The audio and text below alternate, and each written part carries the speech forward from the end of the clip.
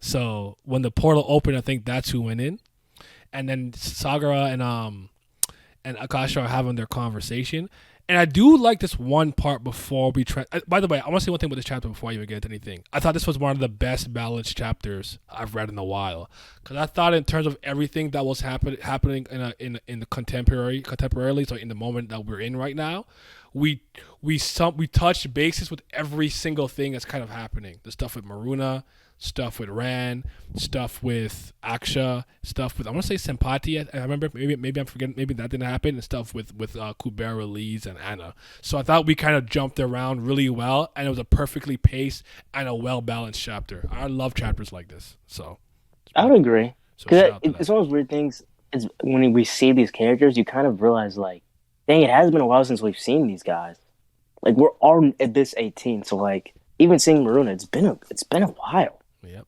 A little something like eeny, meeny, rap from the beginning. Smoke a little pack, but the pack never timid. Church, but I'm seeing it. Curse when I'm winning. She need a new back. When it's back, I'ma bend it. Slap up some guinea. Ask me to hit it. Watch a nigga black super yak, I'ma quit it. Swerve in the Benzie. Perfume is Fendi. Bobbin' move fast, real fast, like I'm Ricky. That's 'cause I'm pretty. Came from the dirt. Shovel up a nigga can't handle the work. Ooh, y'all, swing with it first. Young white girl like a ramble.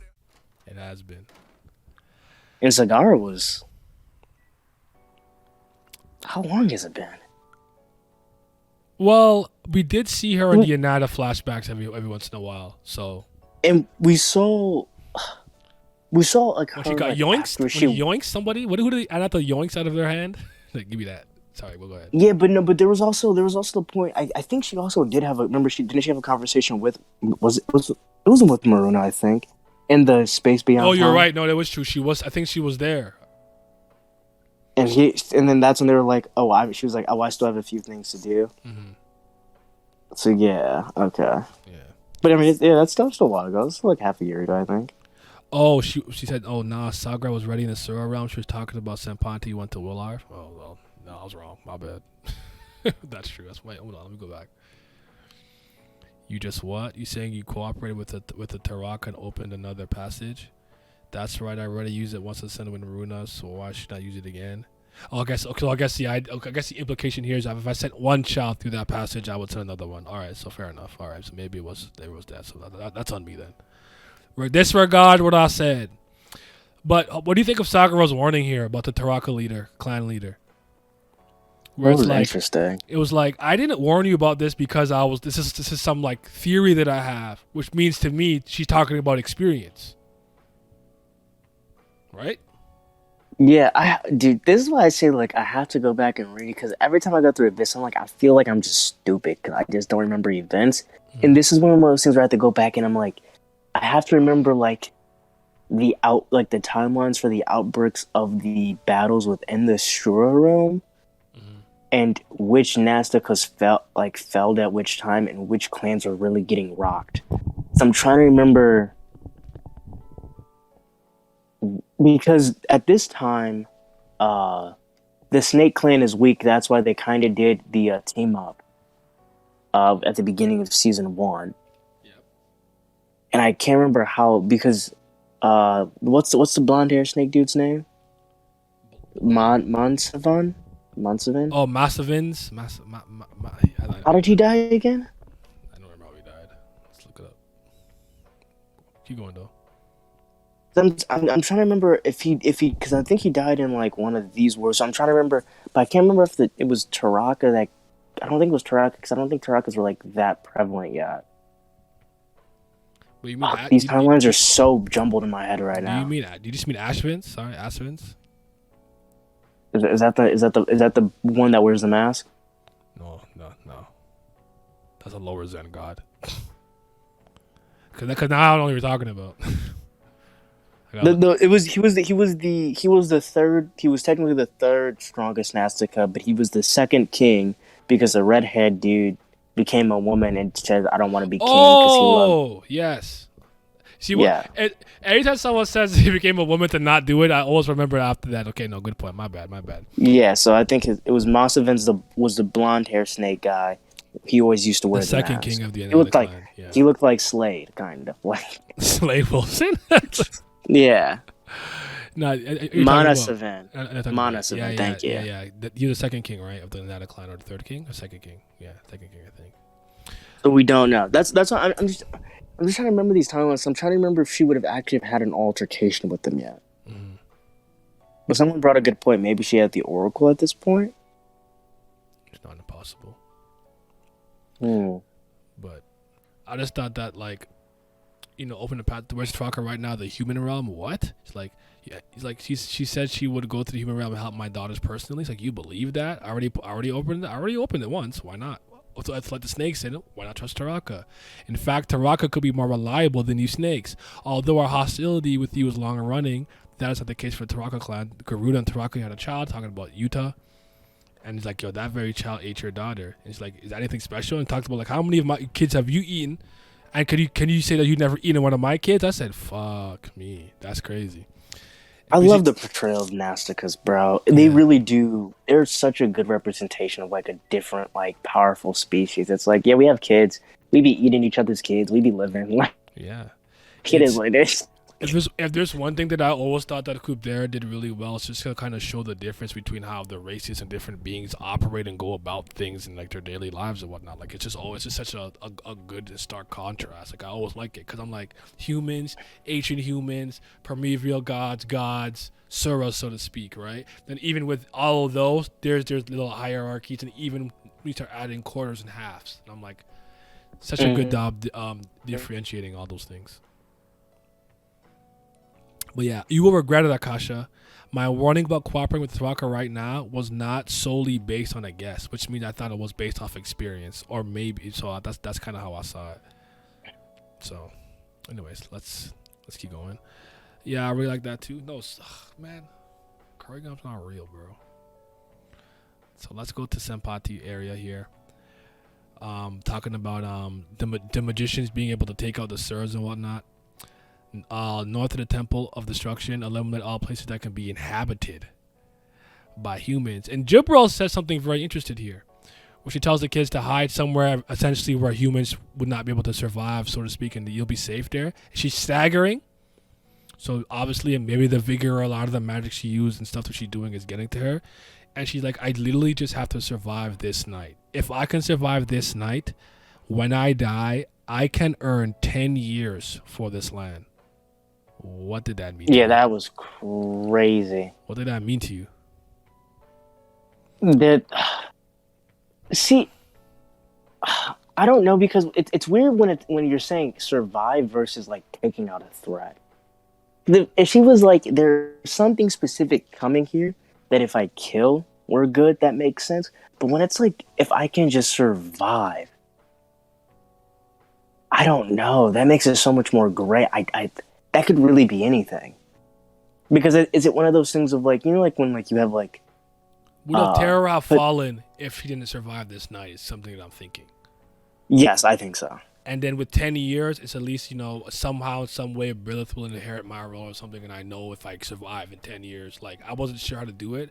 But I also started thinking the concept. I think you said, I think the word you used earlier was, what did you use it? What word did you use for the gods and their philosophy on, like, keeping the universe like going? Eternalism?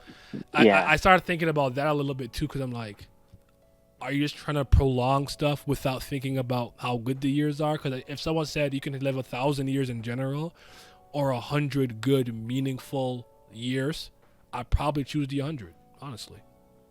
Yeah. I don't want to suffer Without a for doubt. 900 years. So just interesting to think about. Was she told about two different futures? Maybe that's kind of something that I'm also thinking. That's what I'm thinking. If she doesn't make it through this night, something about the land, or maybe her family. I say her family. She packed up the dad. I think he died, right? He's dead, isn't he? Yeah, she did. She packed that up. I guess Brilith. What's his name again? Tabitha? What's his name again? It was something with a T. Talboy. Tamba. Tamba. Yeah, I don't remember his name, but yeah. It was just so crazy to see him. But that's what I think. I'm with Zodiac on that. Like, the way, like, when, like, when you see these stories and, like, how you have, like, the possible futures things, where it's, like when characters can only die in a specific way. Mm. So it's, like, if there's two futures, it's, like, if you don't kill me on this specific day, you just can't kill me. type thing. Where it's like there might be like maybe like if you view all the futures, there's only like very specific points at which he could potentially die, or if there's only two in which he could die. Where she's like, if I survive this, I will for sure survive for 10 years without a doubt. That's kind of how I took it. Okay. Like this is like if you want to kill her, this is one of the only days you could kill her. Like stuff like determinism and like destiny and stuff like that. Like. That's how I took it. I start to wonder what the significance of her battle with Lila at the beginning of this arc kind of was, though. Do you ever think about that's that? Why I'm you think it plays into this? That's why it does, because that's why like when we have all these oracles and shit, and like, because God knows what all these people really know. Mm-hmm. So I'm curious if like maybe because I would assume her, Jabril, and what's her name both have the exact same amount of information, so she might have took that as like today's the only day I can kill her. But why she would want to do it, I don't know, because I don't know if she would do it just for the sake of the name. I don't know. Like I know we have like that point where she was willing to sacrifice Lee's in the future. Yeah. And I have to go back for the situation, but that seemed more out of like survival rather than trying to gain like out of greed for power. It seems like one of those things where like if there was a way for both of it to work, she wouldn't have said what she said. Yeah. She's been around for a while and has certain beliefs. So it's like, hey, if this is what it is, it is what it is. So unless what's her name just wants the world to burn because because this is already after Chandra did her shit with her master. So she might be thinking, like, if Wularv goes, like, the gods can't, like, toy with us any longer, maybe that type thing. Mm-hmm. But I don't know if she's that, nihilistic. But also, I guess we have to remember, too, that Lila is a silent magician. So it could just be one of those things where, like, because for the exchange of power, some of that, like, emotionalism inside of her was a little bit sacrificed and stuff like that. So maybe it wasn't even fully malicious. It's just part of a byproduct of becoming a silent magician. Because even Jabril's talking about, oh, my kid, I'm like being an asshole to her. So it's like maybe maybe what you sacrificed for that is quite significant. I don't really, I don't know that in full yet, but I guess just keep that in mind. And she is a quarter too. I don't know if that really affects your human emotions though, but just something to think about. But okay, I was just wondering okay, so we all these fucking quarters, right? I would like to be a quarter. A quarter would be good with me. A quarter would be good with me because I get it's a perfect balance. Yeah, I don't want to be like necessarily a half because I don't know what trait I might get. I get some nasty ass ears or something. Like I'm not entirely sure exactly what I would get. So like I don't love it from top to bottom, but I definitely want the lifespan boost. So I'll take the quarter. You get extra vigor. Exactly. Like I'll take it. Like I think it's like the right amount, like just right. Like what's up, Zodiac? Yeah, you can be a fighter and a magician. You're straight. Yeah. So, but okay. So the ending part towards this chapter, and Zodiac, if you want to chime in, feel free to chime in if you want to talk, if you want to touch on anything. Of course. But the request has been fulfilled. I will go back to my original place. Wait, it's like don't follow him. While such a person, it's like, Mom, you gave me that book. I read that book, and I called the god name with the same name as me to find you. This panel scared the crap out of me. It's not on screen. I'm sorry. There you go. Look at the way her mom is looking at her. Your daughter does not possess the talent to summon. If that child were to summon something, that would be. And whatever it is shook her to her core. And now that if she shook, I'm shook. So I don't know what to do with that. I said, why are you looking at me like that, mother? Like, yo, that's a crazy look to give to your kid. Like, you looked at her like she was a monster for a second. Then she talked about Kaz said, you won't come back. Kaz is the bad kid. She said, Kubera, I'm sorry. I don't know, man. Emotional moment. It was powerful. It hit me. The impact was insane. But what the hell did she summon? if she See, did, yeah, go ahead. I was gonna say, I think there's two ways to look at like that phrase because the phrasing is very weirdly vague, but I think intentionally so. Maybe this is just a translation thing. 'Cause it says, if you was to summon something that would be, are you saying that would be some sort of non-god? Is it a person? Or are you saying that would be a terrible situation that could cause something to bad happen? So that's why I was super confused. Yeah, because I'm like, is this a person we're talking about now? To like the potential like of who the god is, or are we talking about a situation that's gonna come up that's gonna fuck up the planet? Those are the two. That's when like I'm like I don't know what the phrasing is really trying to get at. Mm-hmm. But then I believe said maybe she can only summon Anatta. You think that's possible? Well, I mean, she just summoned what's his name, so I mean. No, I just want to say. Unless it means she has the ability to. Like that's maybe? The only person, but I guess. I think your perspective or the way you're looking at it is correct. Like, how are you interpreting this? Like, she cannot summon, and if she were to summon something, that would be what? Like a Taraka clan monstrosity? Would it be a Sura? Would it be a person, an item? Like, I guess your interpretation matters here. But it says your daughter does not possess the talent to summon. Yes. Does talent to summon equate to impossible? Or you still have a natural aptitude for it? I guess it depends on how you're looking at that. Like, I'm a terrible... Like, I do not have the talent to shoot 3-pointers, but I could hit one every once in a while. I would say impossibility just because the way in which the magic works is so mathematical. So if they have numbers to like say like you can use only 5 spells based off this amount of whatever you have, your aptitude, this is the amount of damage you have, I think you could unironically calculate just certain magical abilities. So if they could calculate her not having any ability to do it, then I would say impossibility. I think that's the interpretation I would take. What about you, Zodiac? What do you think? I almost kind of think of almost like a Ran kind of thing, where she kind of just does it without like the calculation. Just I don't know. Like she's like an outlier in a sense. I don't know. Because okay. Never shown anything. Sense. Like if it's an actual spell, and maybe since she doesn't have the aptitude to like learn or study that, but like she can do. Okay. I didn't think of that. Okay. Neither did I. That makes sense. That's an interesting way of looking at it. Actually, I kind of like that. All things considered, I kind of like that. And that would be super in character, because she has literally no, her magic talent's very obscure. God Kubera seemed generally surprised that she summoned him, so maybe it's an impossibility thing. I think there's merit to that, but I also wonder if it's because he was in the middle of like disguising himself, and he was in the middle of that little battle where they were like the losers of the universe, blah blah blah, whatever was going on beforehand. So I just wonder if part of his shock was like, I was in the middle of something, and then I got interrupted, and this kid summoned me. I don't know. I don't want to dismiss what you're saying. I think it makes sense. Let me look at it one more time, maybe from a couple chapters ago. But there's a part of me that wonders if maybe that's just more like a, oh shoot, like I was mid spear swing.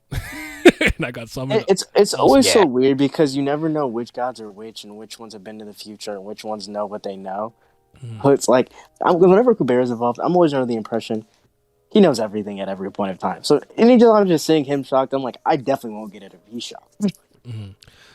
No, but I think it's a good thing to speak about because I think she does stuff like that on purpose, where they have more than one way of looking at it. So I'm like, I could look at that just from like a very normal lens where it's like, oh, he was mid battle doing what he was doing and then got summoned with the fight with like, you spear on me, treating me as an arrow is too far fetched, just kill me, and then eat too Kubera, then whoosh, wished away. So it's like I'm shocked because like I was in the middle of something, this little burger summoned me. Then he does regain his composure next to immediately in the next chapter.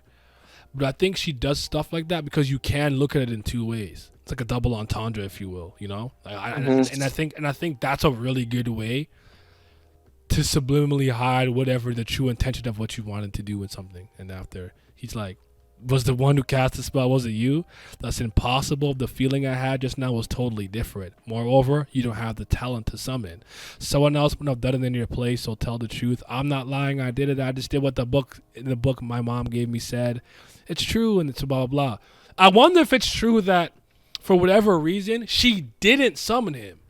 Some shenanigans happened, but the god of Earth appeared before her for some reason. What if he's not wrong to say that and think that? Foul play somewhere?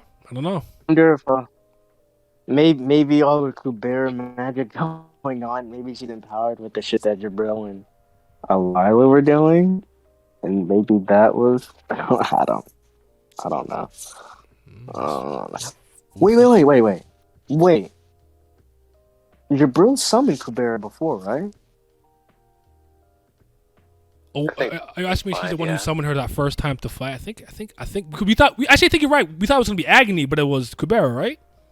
Right? Yeah. That seems familiar. My brain is garbage, but that feels right. Because I remember there being the thing of like, oh yeah, even the people were talking, because I can't remember even if like it was in the past that we physically didn't see, of like, no, like Jabril did summon a god, but at that point it wasn't Agni, it was someone else.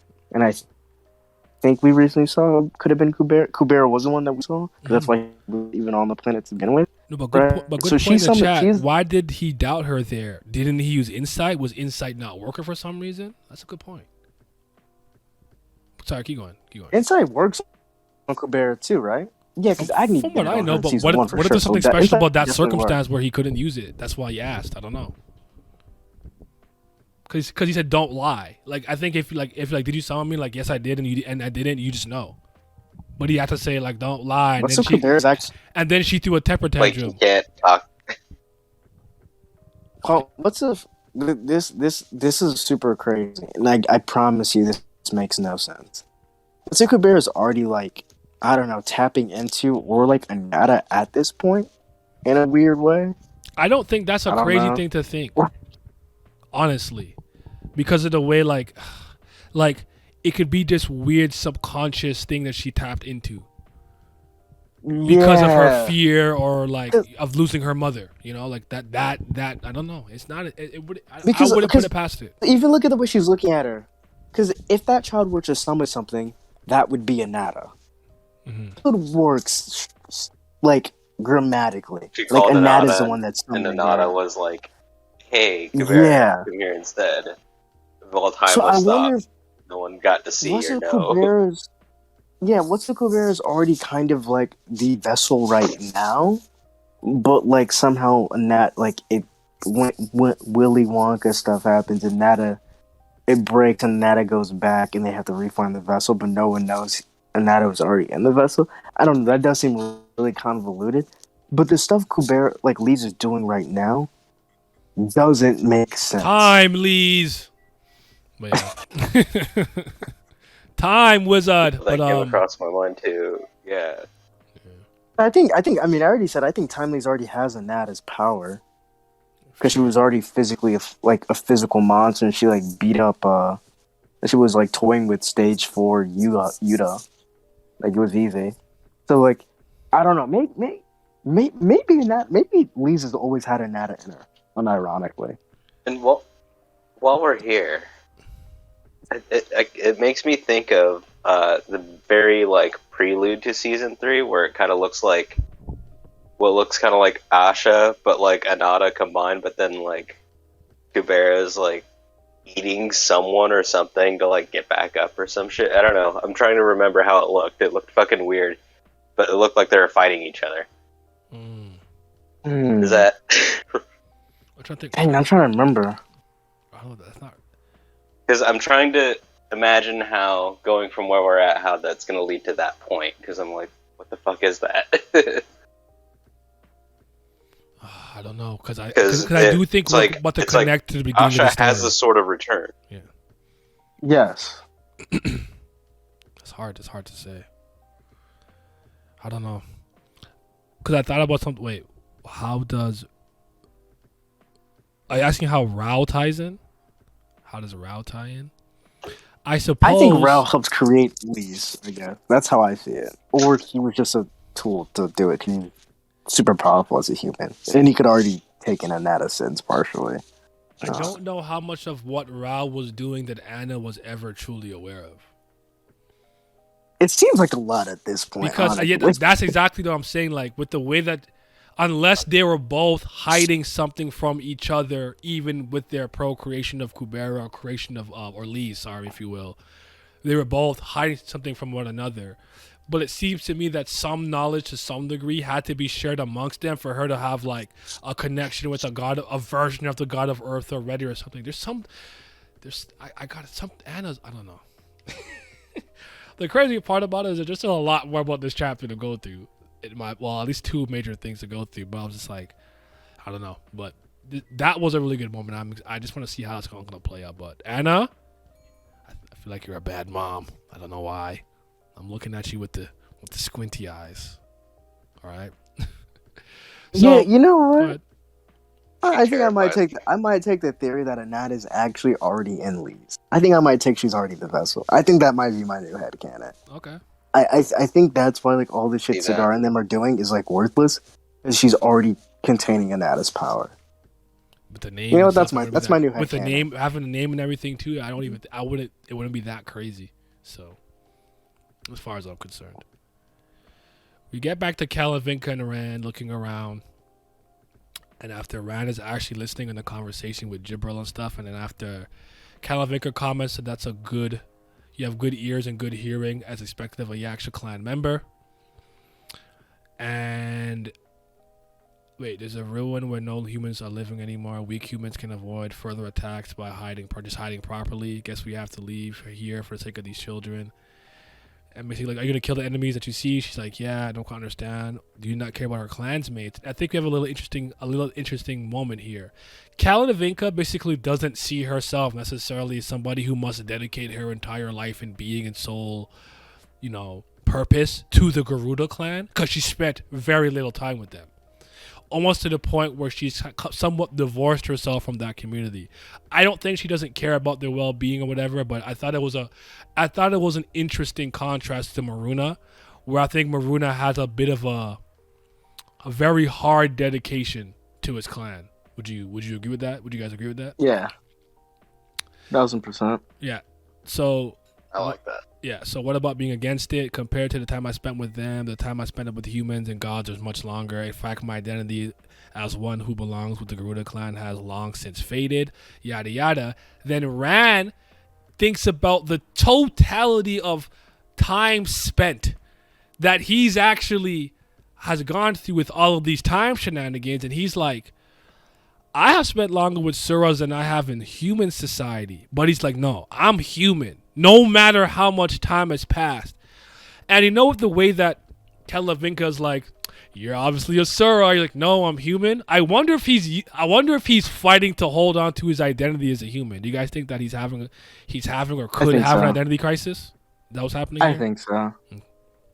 Especially with like his Sura powers being like the necessary like driving force, like even have like say in this world anymore, because power might makes right, and like him, every situation that he's been put in literally is like, I have to transform, I have to use my power.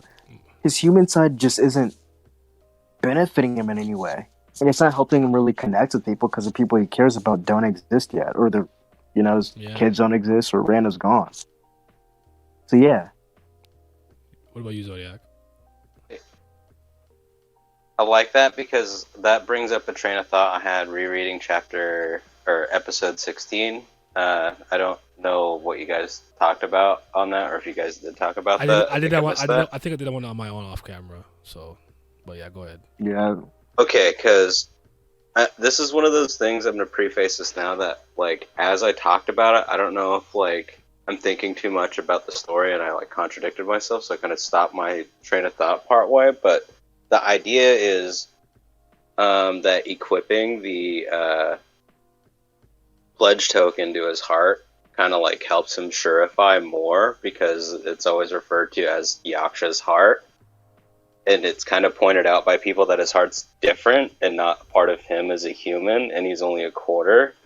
And the idea was that it kind of makes him more sureified due to the heart. I don't know, like, does that make sense? You're saying, I think you're oh, like I understand your big picture takeaway. Like the pledge token somehow made him, I guess, in a way, more Sura than human, right? Yeah, that's Okay. basically where my mind's going. Yeah. Okay. Sorry, go ahead, Miles. What were you gonna say? no, that actually makes a lot of sense.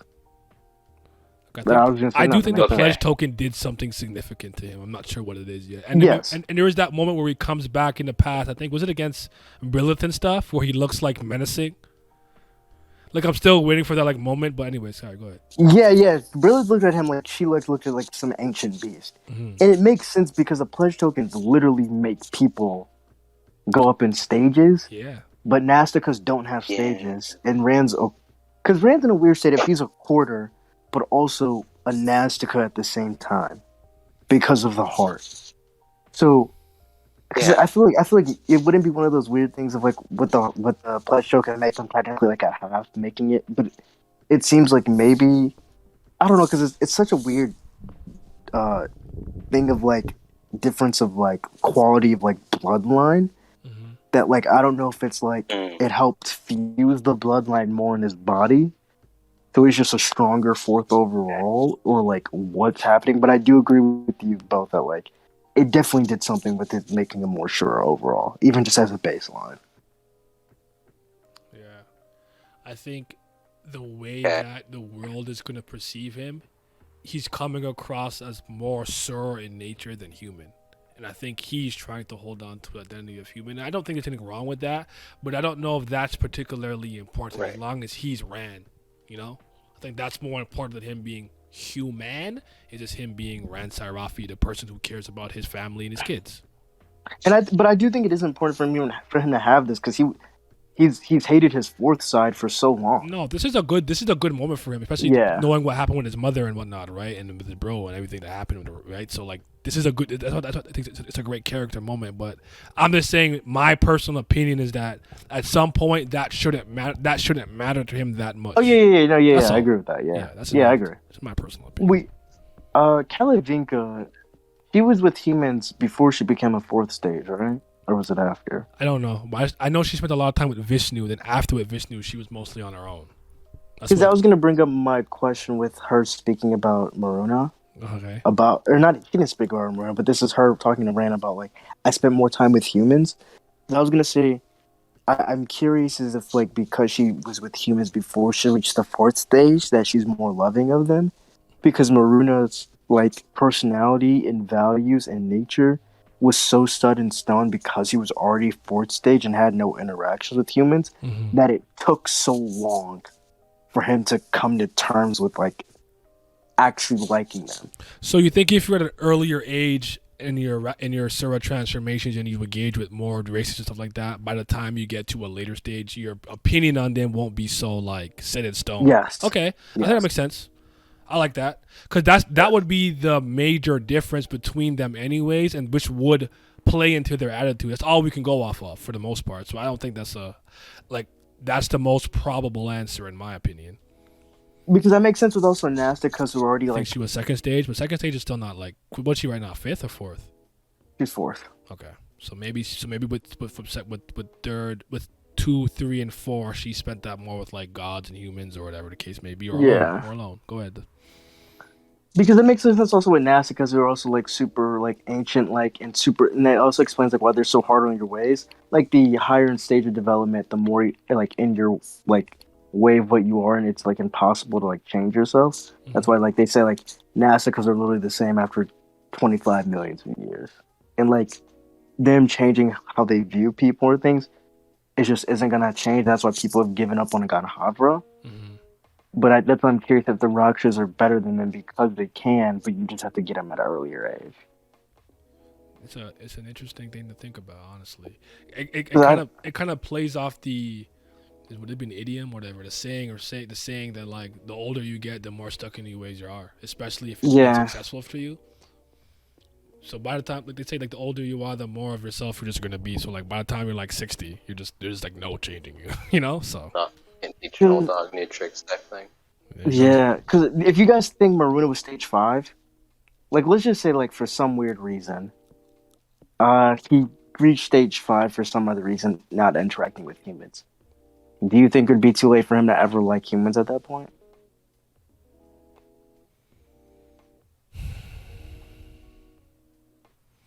I think this is I think it's the execution thing. I think on events that somewhat played on his emotion or even his logical state that forces him to protect them or have to save them and stuff could cause that to happen in a more natural way. I think it would depend on what he's seeing. Like I'd argue if he just sees humans like being like assholes to like, I don't know, Soros and stuff, he'd be like, man, they ain't shit. Crimson Dawn of Sunshine of Dawn, just wipe them out. You know, that's a good question. I think Maruna's like destiny was set to make him see humans as not inferior to Soros at some point. I think he would have gotten there in some shape or form. Okay. Honestly, I do. Yeah, in my mind, I assumed it would probably just take longer, or just if anything, more significant things for him to like really be a part of. Or he might body more humans to get to that point, you know? Yeah, he would have to carry more sins. But yeah, I like that moment though, that contrast where he's like, "Yo, I'm a human." Like he's really trying to hold on to that. That was just so good. I just thought it was powerful. It moved me. So like, but I'm human. I don't mind not trying to hear that. No, play. If you are human, then don't chicken out a time like this. I still fight even though I'm a Garuda myself. Isn't it difficult since last night? Seems you need our help, Ran. Difficult? So I wonder if he's still in pain or something. I don't know what's difficult exactly, but basically they're still talking to him just to be like, who could have stopped these superior server? What will happen if you don't stop them? And he's talking about like the history of what's going on. What are you doing this? It must be because you want something. Are you right to talk to us now? It's nothing much. We just want our will to be with you when you use that power. By not throwing us away, you will gain a power and also protect the future. How about it? It's not a bad choice, is it? No, we show you our will, but we cannot force you. It will always be you make a decision, whether good or bad. It will be you bearing the consequences, though, around Sarafi. So did you all want to go into what you were thinking about earlier, Miles? When it came to these vigor. Oh, yeah. So this goes back to why I even said I think these could be ancient humans still, but I think they're the losers of the previous universe. Mm-hmm. Because based off the way in which, we still don't know how sins work, I feel like they would have racked up or been forced to take on sins, right? Okay. Maybe like the excess sins go to them, because they seem, if they're making up a fundamental force of the universe, like vigor, as if this was fucking gravity or electromagnetic waves or something. You know how fantasies are. Mm-hmm. Sure. They would also thus be kind of like the universe itself. So I can see them bearing the weight and sins of things just by virtue of existing. So I'm curious if by Ran accepting their power and having like this sort of like metaphysical connection now, Rand would kind of unknowingly take on any potential sins that they were forced to have. By which they mean consequences.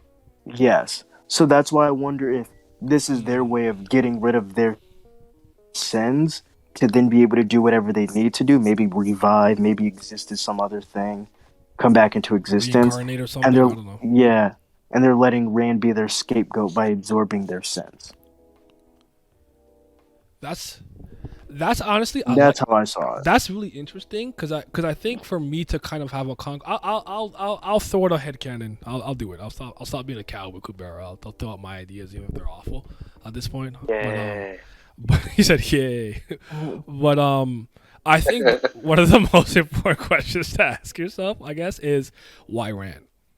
Because that's something that I keep asking myself. Why This him? is what I'll say. This is what I would say. Okay.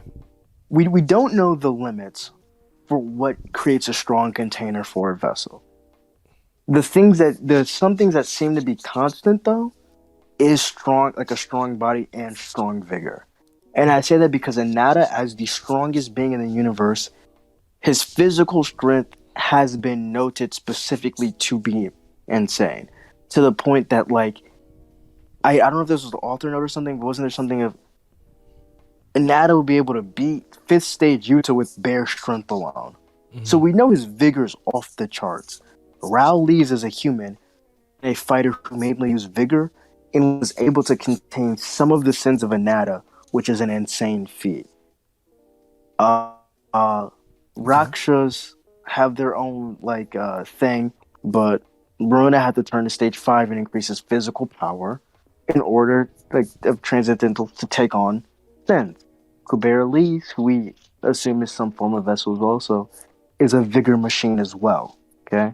So with Rand being a 4th that has strong amounts of vigor, he now also has the heart of one of the strongest Nastikas ever. So maybe there's a combination of his natural vigor of being a human and also now having the heart of a Nastica would create like some new container that could thus hold more sins in the same way Kubera is a human, or Lise is a human, but she has the name of Kubera, Nata, and Rao, which makes maybe her container a lot bigger. So it's a weird thing of names, powers, and like stuff like this. So I think the accumulation of like Yaksha's heart and Rand already being what he was could potentially make his ability to be a container for sins one of the highest, like in the verse. That's what I would say. Okay, that makes a lot of sense. Like plus convenience because he's right here. Yeah. Do you? Because no, go ahead. Because like going along with that, kind of like what my mind goes to is like what gets reiterated as that this is like a big game and has recently been clarified as like a, what do they call it, like a game for like the losers or some shit. Oh yeah, the loser of the previous universe. So you know what I mean? Yeah. Like yeah. They didn't win. And so whatever the players saw something lining up with Ran and was like, oh, this could be, and that those being them are probably used. He's their strong card. That's what I'm saying. Yeah. And also, I guess, if they can power Ran, right? Because if Ran's dying because of vigor, and them being vigor can like basically create an almost infinite battery source for Ran, then basically like he's basically like an kind of an unlimited sense thing, because like he's absorbing as much as them giving, and he's basically powered forever if they're just going to continually feel his vigor. So if anything, he's probably more perfect than even Lee's, because her ability to regenerate vigor probably wouldn't be the same as him, if that makes sense. Does that make sense? No. It does. I don't think it doesn't make sense. Yeah. I'm wondering if there's intangible qualities in terms of personality and like character things that matter to these beings too. Like not just a power. I think so. Like I think it has to be like non-self-serving people. That's kind of basically where I was. That's kind of like I don't think I think your point on them needing to be physically strong enough to handle certain things with vigor and a good body is absolutely well taken. I don't disagree with that at all. I was thinking more like Ran is a human who fights for his family, and maybe this is a value that a lot of the losers of the universe couldn't understand, and thus they'll put their hands with him, not with a god or some, like you said, self-serving human or something of that sort. So I was wondering if there's another quality there, but I don't remember if Ran was a sole candidate for Anata's resurrection, to be honest. So if you find out if Lorraine did mention it, let me know if you're checking. I don't recall, honestly. I don't remember. I'm not gonna pretend that I do. But that doesn't ring any bells. I think to your point, Naya, I think I'd be curious if it's one of those things of, if it's like, because like Anata was obviously selfless, right? Like the things he did for the universe, the amount of sins he took on, the things he did, like I that no think one knows, I think is with the insane. dramatic irony that we have as the readers, I would definitely argue that, but I do think there's people in that universe that would see him as selfish. And I don't know. Yes. I don't know if. And obviously, perception doesn't equal reality. But I wonder if the way that he was perceived also played a part. I don't know. I'm not entirely sure how some of the sins like to work, but I wonder if like the reality is that he is a bystander because a lot of the things he did let happen, even though for all we know he tried to stop it a million times and it didn't work, and you're just like, well, maybe this thing is meant to be or something. I think it's a perspective thing, but I'm with you. I do not think he's a selfish person. I think Anata's selfless. I do, or more selfless than selfish. But because him wanting to not die does not make him selfish, in my opinion. I agree. So, Now, because I think at least in regards, I think you're right about like the perception part. That's why I'm curious. Like, if we're talking about specifically the beings that call themselves Vigor, it seems like they may more have agency in who they pick. So maybe them picking someone who's selfish just secures that someone would definitely take on their sins, right? Because if like let's say they chose someone that had the ability, but it was someone like Asha, they might not even present the opportunity to Asha because Asha's definitely not gonna do it. Wouldn't be selfless in like the way they would seek. That would, in their view, help the universe, but in their view, help them. Because I feel like they're using the other people's desire to help everybody and willing to take on everything as a means to force it upon them. And like they wouldn't risk that with someone who's selfish because they definitely wouldn't get what they wanted. So they're preying on basically people's kindness. I would argue the line here where it says there's nothing much. We just want our will to be with you when you use that power. Just by not throwing us away, I think Asha would throw them away. Yeah. She's not doing any of that. She's like, fuck these burgers. Give me power. That's kind of that. I'm sorry. I don't. What you said is one thing. That's how I see that. That's she's like. Yeah. I don't give a damn. I'm self-serving. So. But okay. Let's get to the last part of the chapter, and then we can just we can open the floor up to anything and all things. But I immediately see this paper and I know where I'm at. I said we're in that world. The night the priestess of Atera dies, the Rakshasas remaining on Willarf all die. You see my son, the best chicken I ever raised in the chicken coop, just sitting there. He said impossible. This is the true history. No, Calamicus Abati, it can't be. This is wrong. Just watching this absurdity happen, I have to get out. And I need to get out there to fix this. He said he's gonna fix this. He's the hero that we need. Yo, shout out to my son.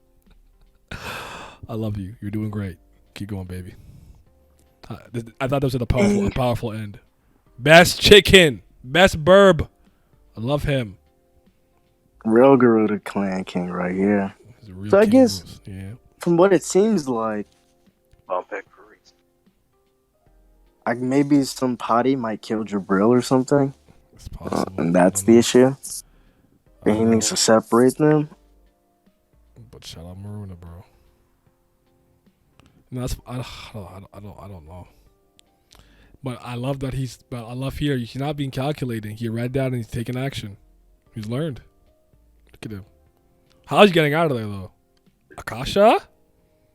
I don't know. How is he getting out of there? He basically learned the Red Dwarf test from Tower of God. Sometimes you just gotta move. You just gotta pick a door and go. No, honestly, I thought this chapter was incredible, though. Honestly, great balance of everything. Like I really thought of all the things that are happening right now that are intrigued, we touched upon them, and they all progressed in a meaningful fashion. It was a great chapter. I can agree. Very satisfying. Indeed. Let's briefly talk about the hyena stuff or whatever is going on here. I knew there was There's one a coming up. hiatus. I knew there was one that was coming up, and you were telling me about it earlier. I already forgot. Ashley was telling me, but she's doing the thing that I understand that she's still doing the special chapters. But I'm just gonna read this additional blog post here. It should be on screen.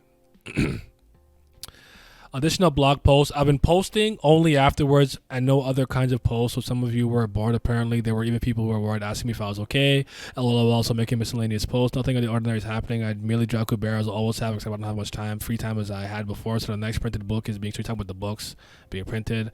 Season 2, book 5. I need that. I do all the cards. But everything has been in the halt in the finishing process for months now. You put failure. You're not a failure. You're the best line webtoon and Naver has to offer. Ain't no one touching you. You the GOAT. So wrapping up the printed book will be my first priority. I take a hiatus. The random Maruna time travel arc will end soon. I'm thinking of a hiatus after it. And I've almost completed planning out the side story lineup for the hiatus, but I thought it would be nice if I drew about 2 episodes according to what the readers want. So I'm thinking of accepting ideas. This probably happened like 20 weeks ago, so don't vote now. But the current lineup: a story of Artram and her fiendish magic friend. A story of Anand and Artram later on. 2. The story of Kanara and Aravata in the beginning when their powers were normal. That one's moving me personally.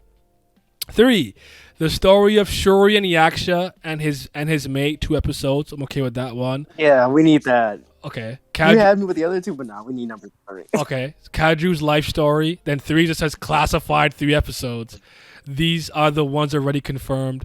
There are some more candidates like Ushaz or Kroha or Jibril, etc., but I'm not certain about them. If I get better options, then I might end up drawing completely different stories. So, so 2 and 3 are my choice. So the story of Kanara and Aravata at the beginning, and then Shuri and Yaksha. Those are my choices. I need Yaksha and his mate. I need my boy Harry. I need to see, and we haven't seen enough of Shuri. So I would 3. You said you found it. Season 3, episode 1. I think 2's more interesting. Look for it. Go ahead, keep going. I am interested in Atron though, because she makes the whole thing, the whole Brahma Association thing for the future. Yeah. Who the fuck is Kadra? Let's take a gander. You don't know either. I feel like if I see the character, I'm gonna remember, but maybe not. The dragon. That's him. The dragon guy. I did not know that was him. It's a Vitra Clan Sora. Yeah, I'll just put. I get his name mixed up with Brilla's dad. I'll just pull it up here on the wiki real quick so you can just see what I'm looking at. The one that became a Taraka. Yeah, I totally. That's crazy. Oh. Who the fuck was I thinking of? I don't know. I was thinking because it was not you. But when you said Kaju, I'm like, let me make sure I'm thinking of the right person. That's crazy. Yeah, I don't care about that. I'm sorry, I'll be honest with you. Could be important, but you know what? I am a Vitra Clan ninja. I do mess with the Vitra Clan. Let me look at. You said episode, season 3, 1, 2, 3. Let's go look at that. So I suppose this is when they talk about Rand being is that where Rand is mentioned as one of the candidates, the soul candidates? I'm guessing is what you're talking about. Separation. Let's see. The Magic Guild can't hold any more people. Someone blah blah blah doesn't seem to be okay. God Chandra. They care about humans. Naive. There's Lorraine. We should memorize it. Sagra would also known. Attack there. He-Man could have been Sagra. Rather. Most likely be watching Brilith right now. You just kill off and create illusions. Said yeah by Lorraine. I'm telling you, the end of the goals for us, we can't. Their targets are probably Lila Lees, who have the name. Lenny's also there. There's a couple more. One of them is Ran Sarafi. Ran is supposed to be on Whatever right now, but since he's also a candidate. Okay, so you're right. Yeah, 100%. He was a. Hey, shout out you for okay. Yeah. See, these guys for the resurrection of Anata, to being a candidate for like the vessel. I don't know, the resurrection piece. to bring it Yeah. back. Okay. But so yeah, so we'll still be around and doing things. And hopefully, maybe those special chapters just come out, so we'll be good and stuff. But another great week of Kubera, man. I look forward to it every week. I really do. Like, what's a genuine smile on my face, bro? Did you guys have anything you wanted to comment on? It didn't have to be about this chapter, just anything in general, Kubera, you want to touch on, anything you want to throw out there or whatever. If not, I like Calavinka, by the way. I like her. I like Raltara more though. I do too. I think I can. You can. I think you can really tell she's Yuta sister. Mm. I think Kurigam's actually really good with like keeping like. What's the word I'm looking for? Like, there's like a certain like kind of like baseline manner of acting between family members, but still distinct enough that they're their own characters. And I feel like in some series, I feel like that's lost a lot. No, I hear that. Like they feel like their own people, but you could tell they're related without it being pushed too much, Yeah. or like they're too much like each other. Yeah. I get Yes. There's something about the way they tend to look into the distance too. I don't know. Maybe that's just that. I don't know if I'm overdoing that myself, but in my head, I'm like they gaze at the distance in a similar fashion, though. But that could just be me putting too much. The way I kind of look at it, I feel like her when she has a collar on, she's more like Yuta, but when she has a collar off, she's a lot more like Maruna. Interesting. Okay.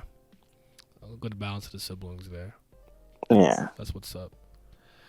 But all right. I appreciate y'all for coming through, and we'll be back with another Kubera discussion.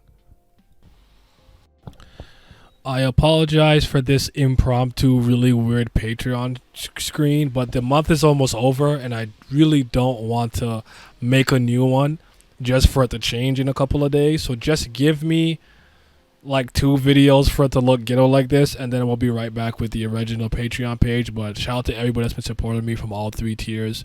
You guys have no idea how much this means to me. All right, y'all be safe.